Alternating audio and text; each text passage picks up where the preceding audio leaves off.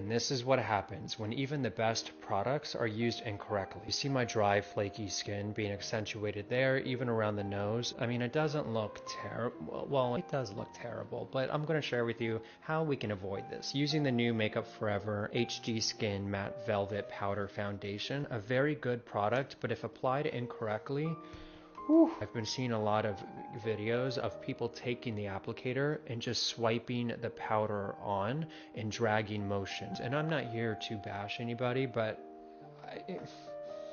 I'm telling you, as someone who does this for a living, when you are dragging any kind of product onto the skin and swiping it on, you are running into the risk of not only lifting up any dry, dead skin cells, which is what you see happened here, but if you're wearing any kind of primer or skincare, especially ones that have silicone in it, you are rolling that across the skin, which is causing it to pill up, and that's going to be a disaster. So with that said, let me share with you how I apply powder foundation onto a client. Okay, so first and foremost, you want to make sure your skin is well prepped. You can do that gently with a cleansing balm, or you can do it with a physical exfoliator. Then of course, you got to make sure your skin is moisturized. You can do that with a primer, serum, whatever you find works for you. Now this is key. If your goal is to achieve full coverage, no question about it, you're going to want to apply a cream or liquid foundation, even if it's the thinnest layer, because you see what it's going to do is it's going to even out the complexion, allow for the coverage to be built, and give something for the powders to grip onto. So now is where we get to decide what journey we want to take with this. If you have oily skin and you want the most full coverage, longest lasting effect, you'll want to use a dense foundation brush or a powder puff. You could even use the puff that it comes with. If you want something lighter and more natural looking, use a large fluffier brush like this one. Personally, I like a little bit of both. So I'm going to start with the fluffier brush and use this to apply a sheer layer of the powder around the perimeter of my face. And then in the areas that I want to be fuller in coverage and a bit more matte, taking a smaller brush but still quite dense, and I'm pressing that powder in. You'll notice throughout this whole routine, I'm never dragging or swiping. I am pressing the powder into the skin, so we're not lifting or disrupting the product underneath it. At this point, you could take a setting spray or a serum spray and melt the powder into the skin. I'm actually really enjoying how this is looking as is, so let me show you this up close. I think this looks much, much better. Now, does it look like I'm wearing makeup?